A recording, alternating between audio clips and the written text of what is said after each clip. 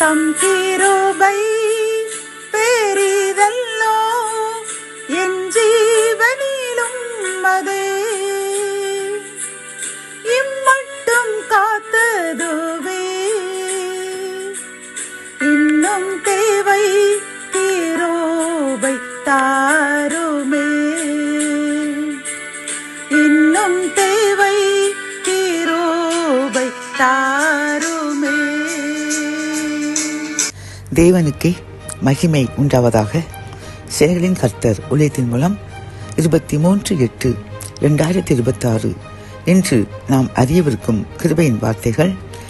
எண்ணாகமம் 23ஆம் அதிகாரம் 21ஆம் வசனம். அவர் யாக்கோபிலே அக்கிரமத்தை காண்கிறதும் இல்லை, இஸ்ரவேலிலே குற்றம் பார்க்கிறதும் இல்லை. அவர்களுடைய தேவனாகிய கர்த்தர் அவர்களோட இருக்கிறார். ராஜாவின் கம்பீரம் அவர்களுக்குள்ளே இருக்கிறது. கத்தோலிக்க வேதாகமம் இவ்வாறு கூறுகின்றது: யாக்கோபில் தீங்கினை அவர் கண்டதில்லை, இஸ்ரவேலில் துயரத்தை அவர் பார்த்ததும் இல்லை.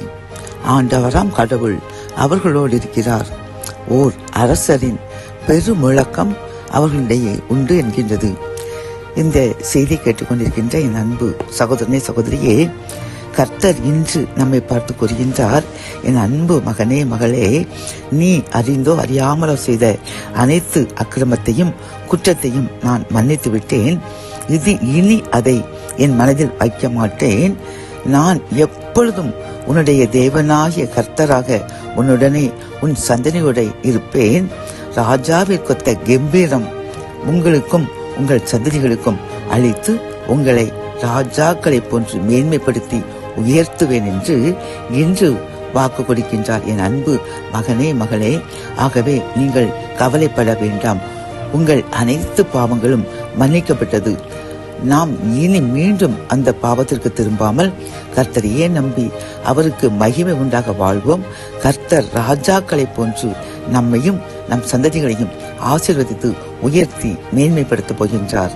ஜபம். என் அன்பு தகப்பனே, இந்த கிருபையின் வார்த்தைகள் மூலமாக எங்களுடைய அனைத்து அக்கிரமங்களையும் பாவங்களையும் மன்னித்து எங்களை ராஜாக்களை போன்று நீர் உயர்த்தி ஆசீர்வதித்து மேன்மைப்படுத்த போகின்றேன் என்று கூறின கிருபையின் வார்த்தைக்காக நன்றியப்பா.